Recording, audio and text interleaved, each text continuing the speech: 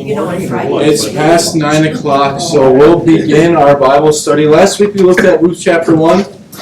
Naomi going to Moab with her husband and her 2 sons, and returning only with her daughter-in-law Ruth. And so today we're going to look at Ruth 2, and we're going to see how God brings Naomi and Ruth under the care of their kinsman redeemer, and we'll look at what that word means, kinsman redeemer. But first, let's read Ruth chapter 2. So if I could get some volunteers, someone to read verses 1 to 5.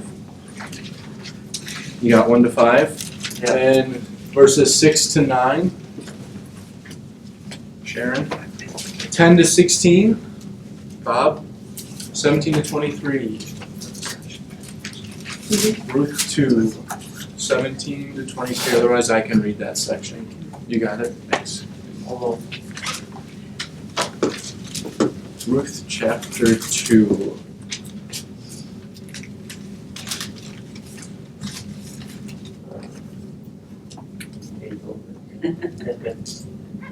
Sticky pages over there? Yeah. Happens to the best. Okay, I got it. Ruth chapter 2. Alright. Now Naomi had a relative on her husband's side from the clan of Elimelech. Elimelech, a man of standing whose name was Boaz. And Ruth the Moabite said to Naomi, "Let me go to the fields and pick up the leftover grain behind anyone in whose eyes I can find favor." Naomi said to her, "Go ahead, my daughter." So she went out and began to glean in the fields behind the harvesters. As it turned out, she found herself working in the field belonging to Boaz, who was from the clan of Elimelech. Just then Boaz arrived from Bethlehem and greeted the harvesters. "The Lord be with you." "The Lord bless you," they called back. Boaz asked the foreman of his harvesters, "Whose young woman is that?" The overseer replied, "She is the Moabite who came back from Moab with Naomi." She said, "Please let me glean and gather among the sheaves behind the harvesters." She came into the field and has remained here from morning till now, except for a short rest in the shelter. So Boaz said to Ruth, "My daughter, listen to me. Don't go and glean in another field, and don't go away from here. Stay here with the women who work for me. Watch the field where the men are harvesting and follow along after the women. I have told the men not to lay a hand on you, and whenever you are thirsty, go and get a drink from the water jars the men have filled." At this, she bowed down with her face to the ground. She exclaimed, "Why have I found such favor in your eyes that you notice me, a foreigner?" Boaz replied, "I've been told all about what you have done for your mother-in-law since the death of your husband, how you left your father and mother and your homeland and came to live with the people you did not know before. May the Lord repay you for what you have done. May you be richly rewarded by the Lord, the God of Israel, under whose wings you have come to take refuge. May I continue to find favor in your eyes, my Lord," she said. "You have given me comfort and have spoken kindly to your servant, though I do not have the standing of one of your servant girls." At mealtime, Boaz said to her, "Come over here, have some bread, and dip it in the wine vinegar." When she sat down with the harvesters, he offered her some roasted grain. She ate all she wanted and had some left over. As she got up to glean, Boaz gave orders to his men. "Even if she gathers among the sheaves, don't embarrass her. Rather, pull out some stalks for her from the bundles and leave them for her to pick up, and don't rebuke her." So she gleaned in the field until evening. Then she beat out what she had gathered, and it was about an ephah of barley, and she took it up and went into the city. Her mother-in-law saw what she had gleaned. She also brought out and gave her what food she had left over after being satisfied. And her mother-in-law said to her, "Where did you glean today, and where have you worked? Blessed be the man who took notice of you." So she told her mother-in-law with whom she had worked and said, "The man's name with whom I worked today is Boaz." And Naomi said to her daughter-in-law, "May he be blessed by the Lord, whose kindness has not forsaken the living." or the dead. Naomi also said to her, "This man is a close relative of ours, one of our redeemers." And Ruth the Moabite said, "Besides, he said to me, 'You shall keep close by my young men until they have finished all my harvest.'" And Naomi said to Ruth, her daughter-in-law, "It is good, my daughter, that you go out with this young woman, lest in another field you be assaulted." Then she kept close to the young women of Boaz, gleaning until the end of the barley and wheat harvests, and she lived with her mother-in-law. All right, thank you for everyone who read. So the whole kind of context of this chapter is Ruth going and gleaning. That's a verb in the field of Boaz, and gleaning was a practice that had been put in place in the law of Moses, and it was there to take care of widows and foreigners, of which Ruth was both of those things. So reapers, or people who were working in the fields, were by law obligated to leave some of the standing grain uncut, and they were forbidden to go back over their harvesting to pick up even a handful of grain. So if you made a pass and you missed some of the stuff, you couldn't go back and pick it up. And that was so people who were widows, people who were foreigners, could come behind you. They could collect some of that grain. They could survive on that food. And so that was the way that the law of Moses provided for people who really didn't have people to provide for themselves. Like we said, Naomi and Ruth came back to Bethlehem without a husband or sons to take care of them, and so they had to find a way to survive. And this was the way that the law of Moses had put in place for people in their situation to survive, so that they could go to a field, they could pick up the leftover grain, they could use that to live. It's interesting, verse 3 states, "As it turned out, she," meaning Ruth, "found herself working in a field belonging to Boaz." And then verse 4 says, "Just then Boaz arrived." Do we think this was just an incredible coincidence of this happening? Yeah. Do you think it was a coincidence? Yes. I think you're a little outnumbered here.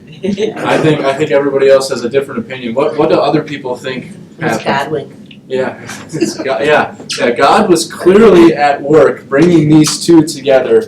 That Ruth happened to go to this one specific field of this one specific person, and then Boaz happened to come over when Ruth was there. God was at work there. Have you ever seen something like this happen in your life? I'm not saying God takes you out to a farm field and the farmer comes out and then you met your husband, but have you ever seen God put you in the right place at the right time for His will to be done? Yeah, Bob. I've always remembered the day when we moved back when I graduated from Madison. We found an apartment down in Schofield behind what was then 29 Drive-In Theater, now Target. And we were members of Salem on the north end of Wausau. But for some reason, we found an apartment real close to St. Peter, and we came here. And our life has been changed ever since. Yeah. Not that Salem wouldn't have done it, but we were not getting out of Salem what we got out of Pastor Stensberg. Look at you now, chairman of the congregation. Yeah. There you go. all these years later, yeah. He's challenged us now. Yeah, but I think we can all look back in our lives and see that God has worked in our lives and has put us in certain situations for certain reasons to do certain things. I think of the book of Esther when that happens, and I think her cousin said, "What if God put you here for such a time as this?" We talked about how God was still working in the lives of Naomi and Ruth in chapter 1, and it's obvious that He's still working in their lives in the beginning of chapter 2 here. But again, that truth is still the same for us. Just like God led Ruth and Boaz to that field, God leads us to the places where He needs us to be, to do the things that He wants us to do, to accomplish His work on this earth. He says He works through His people, and so He puts us in those situations to do those things. Most definitely, He does that. Yeah. Yeah, I seen that most recently with like the snowstorm that we got hit Yeah. with, that I was digging out, some of the snow for these people with their cars because it was buried. They Yeah. couldn't get out. Yeah, And just me and 3 other guys were doing that. simple things like helping your neighbor in a record snowfall weekend that was just crazy. Happy you all made it here safely, by the way. Don't know if I said that yet. It's good to see all of you. Yeah, things like that. You go on Facebook and you see all these people saying, my neighbor helped me shovel my driveway when I couldn't do it myself, or someone came with their big truck and they plowed me out, and those are ways that we help our neighbor. Sometimes God puts us in situations to help our neighbor like that too. Yeah, certainly. Yeah. But in many ways, God has control over every aspect of our lives, and so He puts us in the places that He wants us to be to accomplish His will. We see it here with Ruth and Boaz, and we'll see how that story ends. We see it in our lives too. If we look back, we can see how God put us in these situations to do His will.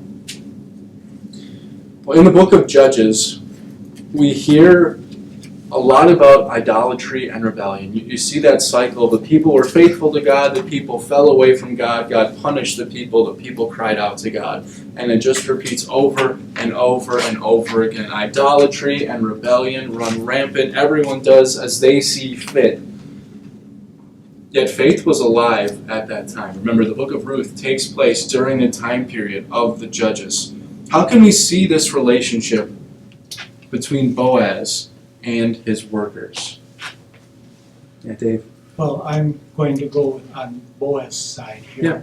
When he told the workers, you leave the women alone, because there'll be consequences. So definitely a strong sense of morality. Yeah.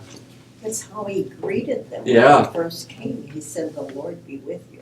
Yeah. And their response, the Lord bless you. Yeah. So like we said, Naomi was proclaiming the name of the Lord. She was being a witness of her faith, and Boaz was too. We saw how Naomi brought faith to at least Ruth, one of her daughters-in-law. And you see Boaz is the master of this estate, and he is talking about the Lord with his servants. The Lord be with you. The Lord bless you. Boaz was also not shy about proclaiming his faith, about sharing his faith to other people, especially to his servants. They knew the Lord, he knew the Lord, and they were talking about him. And what a refreshing thing that is. That even in that time period of rebellion, of wickedness, of when everybody was doing whatever they wanted, whenever they wanted, with whoever they wanted, there were still people that followed the Lord. And I think we might have talked about it last week. That can be such an encouragement for us today too, when it feels like we're living in a similar cycle that the Judges lived in, except the people don't cry out to the Lord anymore. It just seems like rebellion and wickedness, and yet there are people who believe in the Lord, who have faith in the Lord, who do cry out to the Lord. And just like the Lord did for the people in the time period of the Judges, when they cried out to Him, the Lord delivered them. He delivers us too. Delivers us from the problems of this world by forgiving our sins and promising us that He's always with us, delivering us from this sinful world when He finally takes us to be with Him in heaven forever. Just like in the time period of the Judges, there are people that are crying out to the Lord today. And the fact that you're here in this room shows me that you are those people. And the Lord delivers you as well, just like He did back then. Well, why was Boaz so good to Ruth? Well,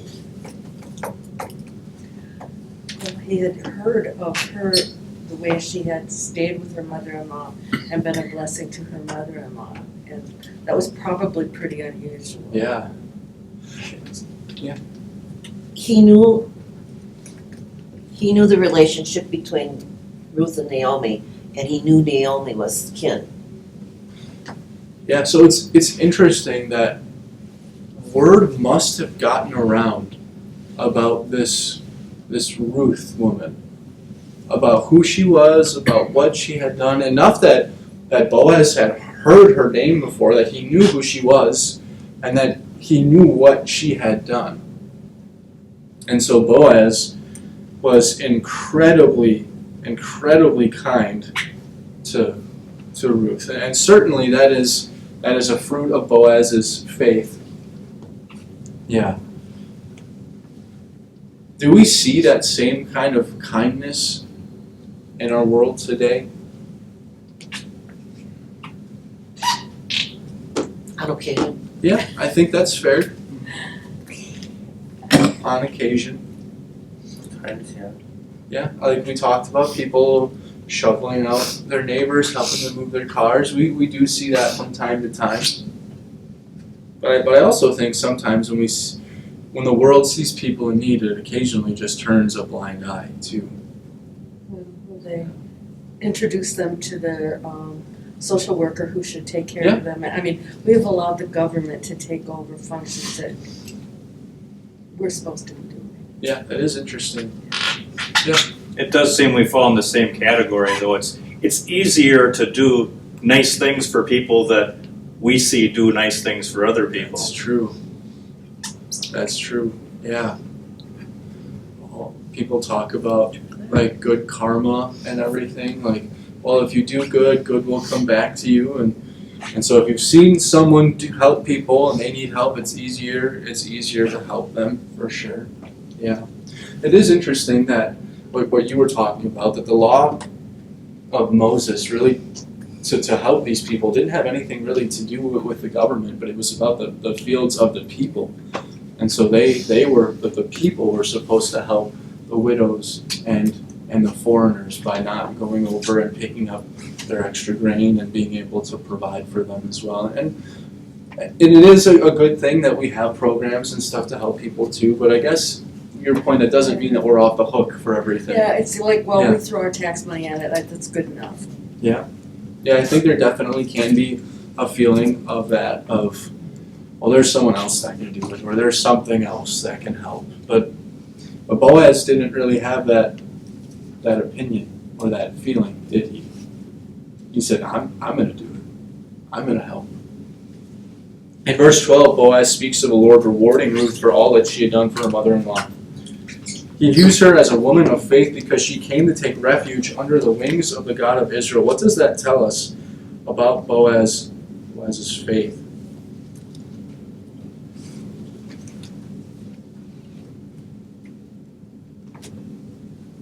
Yeah. That she completely trusted the Lord. So Ruth did, but what does it tell us about Boaz's faith?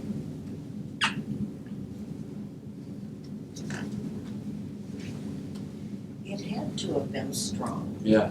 Because he would not have recognized this, nor would he have had the compassionate heart that he had. What really got to him is what Ruth had done. Yeah.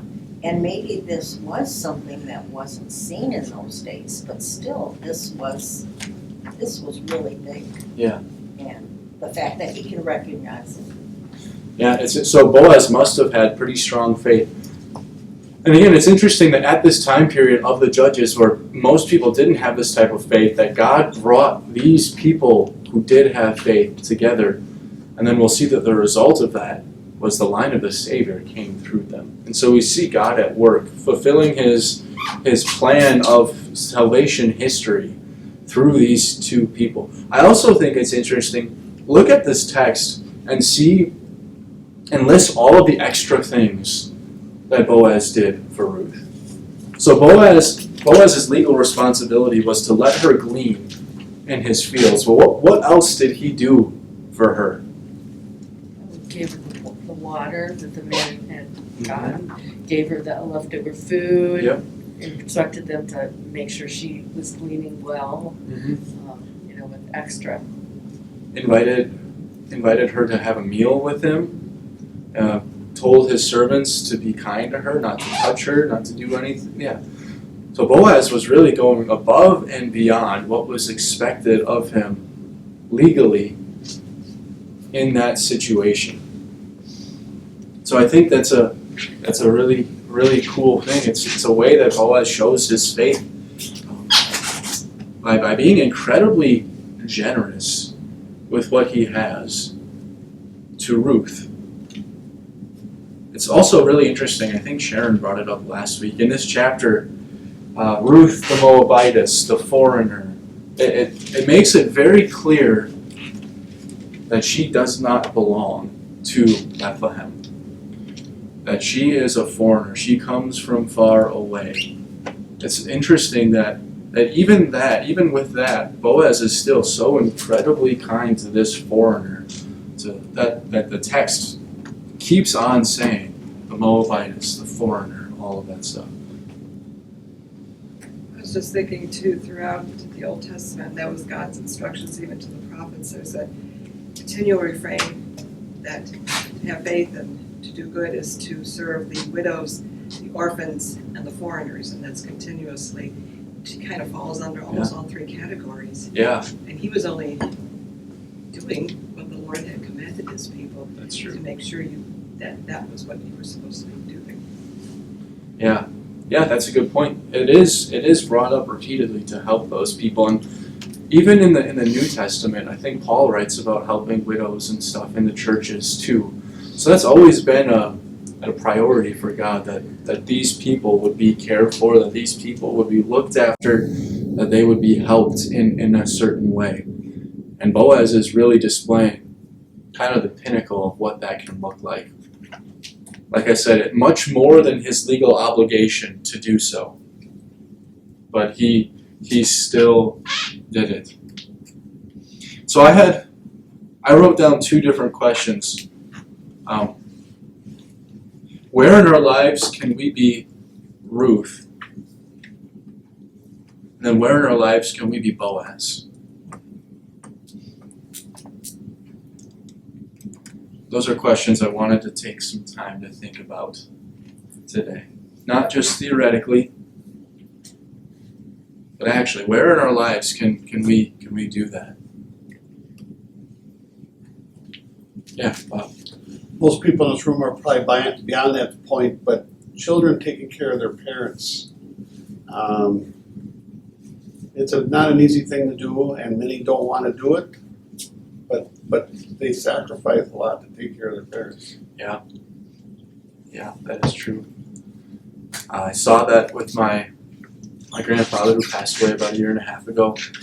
My grandma and my grandpa live about 5 minutes away from my parents, and they were there. My parents were there every day helping, making sure everything was okay. And it was a privilege to be able to care for the people who cared for you so much.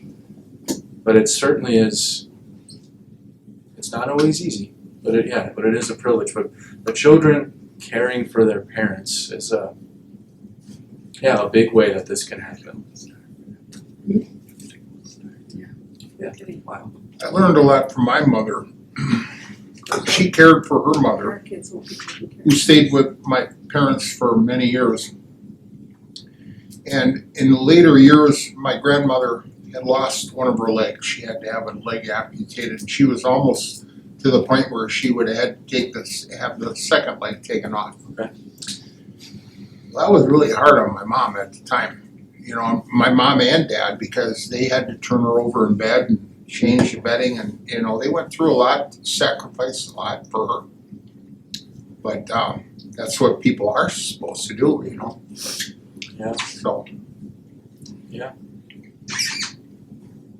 It's interesting that we keep talking about children taking care of their parents when that's exactly what Naomi lost when her 2 sons died. And that's how the world was supposed to work. That's how she was supposed to be cared for. And then when she came back to Bethlehem, that was gone. That was taken from her. And so we can see now how important of a thing that is. And back then it was just as, if not even more important, that you would have someone to help take care of you. Yeah. Okay, yeah, well, I haven't had anything like that yet with my parents or anything, but I know someone who lost his dad 2 days ago, and it was on Sunday. Yeah. And yeah, his father had passed away on his birthday, which is very rare to have happen. Yeah, but, and I was talking to him yesterday, but he told me that when he, when Sunday, when he was trying to talk to his father, his mother, his mom didn't want to really tell him the whole news and kind of lied to him about it because she didn't want him to worry too much about it. Yeah. But he was kind of bothered by that. So then shortly after on, his brother went over to the house and his brother told, my friend that he's dead. He's gone. And it didn't hit him hard at first on Sunday, but then like yesterday when I was talking to him, he was crying. Yeah. He was crying and I was there to give him a hug and everything. But I know he's not really, a strong believer in the Lord, but I told him that he's up there in heaven with him and I gave him comfort because he said he was, broken and everything and he didn't know what to do. But I told him that it's gonna be okay. He's here for you. Yeah. Only God can judge the heart of someone, but it sounds like you were being a lot like Ruth and helping your friend through his grief. So that can be an incredibly difficult thing. Yeah, because he said him and his father were very close together and it was very hard for him to lose them. But I try to give him words of comfort and encouragement, saying that he's no longer in pain. He's up there in heaven with the Lord. Yeah. And it helped him. Yeah, that's good. Yeah, it sounds like you were being a lot like Ruth there. So I kind of feel in that sense that God had put me there for a reason. Yeah. Which I didn't mind. It's cool how God can use us to help, because grief is such a weird thing. I admittedly I'm only 25 and I haven't experienced as much grief as probably most of the people in this room, but it's such a strange thing that comes and goes. And from what I've heard, sometimes it hits hardest when it's the first time that they would have done something and now they're not doing it. Like the first time they would have been here for Christmas and then they're not.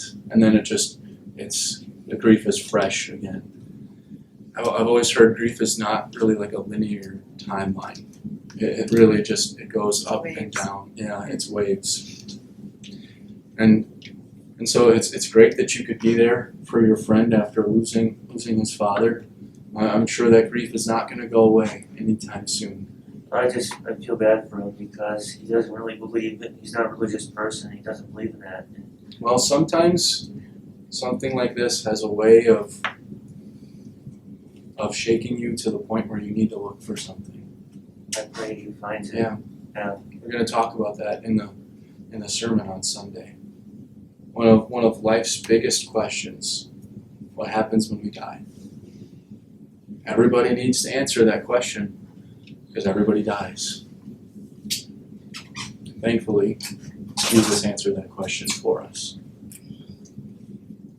So we don't have to wander around wondering, hoping, being scared about what happens, because Jesus told us what happens, and then he showed us that he has all authority over the grave. And what a comfort that is for us. What a comfort that is to be able to give that message to others as well, that our Savior has conquered the grave. Yeah, grief can be a very tricky thing. Yeah. Were you raising your hand? Yeah. I want to go back to the subject about taking care of parents. Yeah. And tie it in with something that Kathleen said. In today's world, many kids take their parents in because of the monetary value that you can receive. Mm-hmm. And I've seen both sides. Yeah. I've seen both sides of this. And to me, that takes away. To me, that would take away the joy of being able to repay my parent. In our case, my father had a stroke and my mother had dementia. So he basically had to take care of her, and because he couldn't take care of her anymore, he had to go into a home. They had to go into a home. But we took turns as children of the family to spend every weekend with them to make sure that they got to church and to just to spend the weekend with them. Yeah. And 3 of my siblings lived in town, but I was the only one that wasn't there. So I still took my turn, but I didn't get to have the weekly visits with them like they did. Yeah. But it was a wonderful thing, even to have that with them. Yeah. But it is sad that I know that that's a safety net for some families, but it also can turn to not. People do it also when they don't need to be taking it. Yeah. And that I don't like to see. Yeah, that's fair. Yeah, it can be a great privilege to be there for your parents. I know after my mom's mom died, my grandma died, my mom was one of 6, and they would get together and they did dinners with Dad. So at least once a month they would try to get all 6 of them together to go and be with their father, so they could all be there as a family and spend time with him. And it is a privilege to be able to be with your aging family members, aging parents, and to serve them as they have served you as you grew up. And like the money aspect of it can sometimes make it a transaction, but it's not supposed to be like a transaction. It's an act of love. It's a show of faith. It's a privilege that you get to be able to do that. Yeah. I don't know if I'm going to say this statistic correctly, but I think after your kids turn 18, you've spent like 90% of the time that you will spend with them. And so just to cherish the time that you do have together as a family, I think is a really, really important, really cool thing to do. Yeah. I was just gonna say that sometimes a person isn't able to take care of their parents. I mean, they do what they can, but not everyone is able to take them in and take care of them. Correct. Yeah, like we said, it is a large responsibility, and it requires a lot of time, a lot of effort, sometimes a lot of money to be able to do that too. And so not everybody is capable of doing that as well. God provides one way or another help for those people, even if it doesn't necessarily come directly through their children. But yeah, everybody's situation is so different, and it is interesting how that all works out. So we talked a lot about how we can be Ruth, helping take care of the parents, helping people through grief. How can we be Boaz?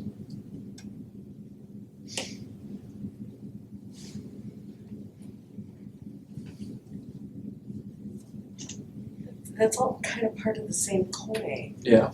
Could turn right around, and being a Boaz would be showing love, mercy, and compassion. Mm-hmm. Kind of like Ruth showing love, Yeah. mercy, and compassion, you know. There are certainly a lot of similarities there. Yeah.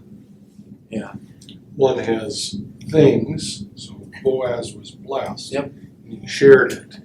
Yeah. Whereas Ruth had time, And she shared it, and she shared it. Yeah. So they're the same, but they're different. It's interesting. People often say, like, show me how you spend your money and your time, and I'll tell you what's important to you. Well, isn't that biblical, where your treasure Yeah. is there? Yeah, where your treasure is, your heart shall be also. But like I think we see Ruth is showing directly, she doesn't really have a lot of money, but she does have a lot of time. And she spends it taking care of her mother-in-law. Boaz maybe is very busy, doesn't have a lot of time, but he does have a lot of possessions, and what he does is he spends them helping take care of Ruth, and eventually we'll see how that relationship builds. But it is interesting. If you look at how they spent the resources that they had, you can see what was important to them. But I think Boaz, we see a person of incredible generosity and compassion. And I think just as we go through our lives, we can try to emulate that as well. Because Boaz could have seen Ruth gleaning in the field and been like, she's fine. She's doing what she's supposed to do by the law. I'm doing what I'm supposed to do by the law. I never have any reason that I'd really need to talk to her. She's a foreigner from a different land. I don't think I normally would talk to someone like this. She'll be okay. Boaz didn't turn a blind eye. Instead, he went and he helped way more than he ever had to. So I think just as we go about our lives, it's a good example, not just to turn a blind eye to maybe the people that need help, that we think it's not our job always to be the person that helps them. And sometimes it isn't. Sometimes there are other people that need the help. But sometimes God puts us in certain situations to be able to help as well. I just had a question, turning a little corner. They made a deal of him telling his men to leave her alone. Yeah. And I was, is there more backstory on that? Like, because of she was a foreigner and a woman or whatever, that did they, hey, get out of my way, and, what That's a good was question. going on there? Sharon. I had read from some other source on Ruth that evidently women in her position could be taken advantage of by the men, the workers, abused or maybe sexually abused or something in the fields, because especially she would be a target. A foreigner, a widow, somebody who doesn't have So anything. Boaz gave her protection. I'm curious, knowing how Boaz interacted with his servants, they had faith. If Boaz's servants would have been the people to do that, or if Boaz is just reassuring her, like, hey, nothing's going to happen here, you're going to be okay. So I think probably in a lot of people's fields that would have been an issue for her. I'm curious if it would have been in Boaz's, if his servants believed in the Lord. Regardless, he is assuring her, you're going to be safe here. You can stay here. It's going to be okay. You're under my protection. There can always be a couple bad Yep. apples in the bush. Yeah. And Yeah, it that only is true. takes one to do the damage. Yeah. So it might not speak of the whole group of workers, but there might have been some that he questioned, and he just wasn't, he was nipping it in the bud Yeah. before it even started. That's true, and that's a great thing as well. It's also interesting that he tells his servants, even if she gathers from among the sheaves, like as you have gathered the sheaves of grain, even if she goes and picks from them, leave her alone, let her do that. So like even if she would be doing something that was blatantly like not what the law of Moses meant when it was talking about gleaning, they were supposed to leave her alone so she could take that and provide for herself and for Naomi. Yeah, that's an interesting question. But Boaz was saying, you're under my protection, you're gonna be safe here, stay in this field, provide for yourself, provide for Naomi. Yeah. I imagine a lot of people in that situation would not get that promise. And so it was probably a pretty special thing that Ruth was able to do that safely, knowing that she would be safe, knowing that Boaz would protect her.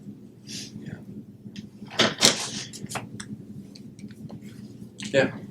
I gather that Boaz was quite a bit older than Ruth, that because Naomi knew he was a kinsman, so Naomi probably knew him as an adult before they left. Yeah. And wasn't his first rodeo. Yeah. So True. Yeah. So he definitely seems to be a wise person. So yeah, and you can probably assume that, but I don't think the Bible ever specifically states ages, but I think it's pretty safe to assume that Boaz was probably a little bit older than Ruth was. Yeah. And yeah, he'd been around the block once or twice and knew how things worked, and so he was being really helpful. Yeah, that's a good point. Yeah. In the last part of verse 12, Boaz speaks of Ruth taking refuge under the wings of the God of Israel. Why is this a beautiful and an important picture for us? It says, look at Deuteronomy 32. It says 1 to 12, but I think it's just the last couple of verses there that really have anything to do with this.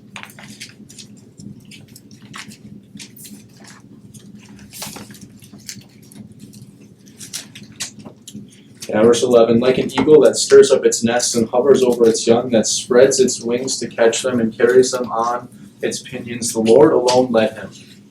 No foreign god was with him. talks about this person was in a desert land, in a barren and howling state, and he shielded him and cared for him. He guarded him as the apple of his eye. Why is this a beautiful and an important picture for us?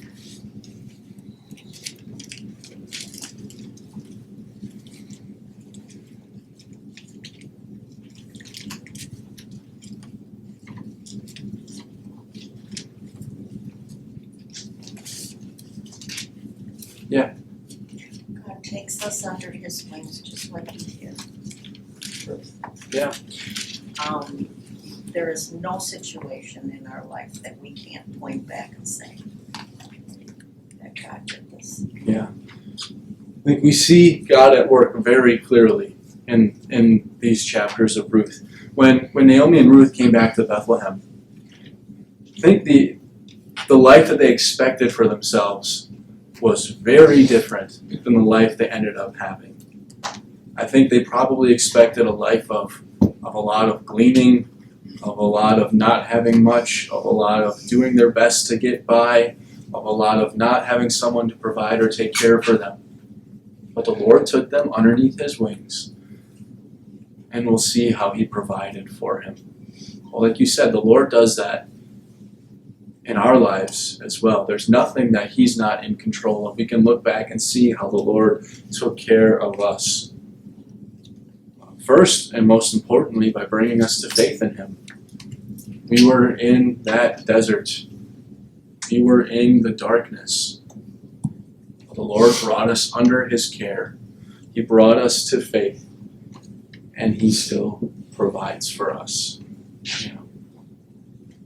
So we know that our Lord protects us.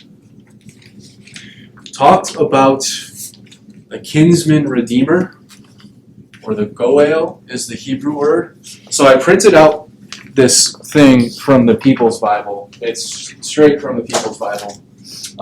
It talks about what a kinsman redeemer is, how it all works, like legally what the obligation was. So we can take a few minutes and walk through this a little bit just to get a better understanding of what the kinsman redeemer actually was. So on the top there, that's the Hebrew word goel, which means kinsman redeemer. So we can just walk. Yeah, that's Hebrew for goel. This is how you pronounce that. So Naomi mentions a kinsman redeemer. I'm not going to read word for word through all of this. The Hebrew word is goel, which belongs to a family of words that describes honors and obligations that belongs to someone who is a near blood relative. The covenant God made with Israel at Mount Sinai required that murder be punished by the next of kin. Blood was to be paid for blood by the avenger, or goel. The goel was also expected to come to the aid of a family member in dire financial straits. Should a poverty-stricken Israelite sell himself in slavery to a foreigner, any wealthy near kinsman or goel was obligated to buy his freedom. The kinsman redeemer was also the guardian of a family's portion of the land given Israel in fulfillment of the Lord's promise to Abraham. And so this I thought was interesting, this next sentence. A singular feature of the Sinai covenant was its guarantees against the concentration of land in the hands of a few, which in turn would destabilize the economy and create a restless, rootless underclass. So part of the reason that there was a goel or a kinsman was to make sure that people didn't start buying up huge portions of land for themselves and becoming incredibly wealthy and have all of the land. So that was part of the reason that this was put in place. It was the role of a goel as a protector of widows with property that Naomi had in mind. Poverty of the kind experienced by Naomi and Ruth might force the sale of land, house, or personal property. 3 ways provided for the return of lost property. The owners could buy it back. The goel could buy it. Following these 2 possibilities, all lands were returned to their original owners every 50 years in the year of Jubilee. Another way that all of the lands would be redistributed as they had been intended to be used. So property rights, they rested in the male of the household. And sons, though married, didn't acquire the rights of that property until the patriarch of the family died. So even when they left Bethlehem, Elimelech still had the rights to the property. And when he died, then Mahlon and Chilion inherited that. Let's see. So when a woman, and so when two people got married and the man died, the woman was supposed to marry the brother of the man. That was a Levirate law there, and that was the way that children could be had for that family. But since there were no other brothers in this family, Naomi and Orpah were released from that Levirate law. So the situation confronting Naomi and Ruth is set up against the background of these laws. That there's a system in place for land to be bought back, for them to have a station. Elimelech was the head of the household when he died in Moab. His property, though far away in Bethlehem, was inherited by Mahlon and Chilion upon his death. And Ruth and Orpah, as wives of the two sons, as well as Naomi the widow, had the right to live off the property, which would have been divided by the two sons. But because Mahlon and Chilion died after their father, the law of the Levirate did not apply. So Naomi's protection and support lay in her Goel. That was the only way that she could be provided for by her kinsman redeemer. Naomi could sell Elimelech's land and count upon the kinsman redeemer to buy it back for her. And since she was an old woman without the legal right or the physical strength to work the land, Naomi's Goel would end up being the purchaser. He would work the land, and then when she died, he would assume the land into his property. So Ruth being there kind of complicated matters. By following Naomi, she had renounced her family ties and was legally a widow dependent on Naomi's legal standing.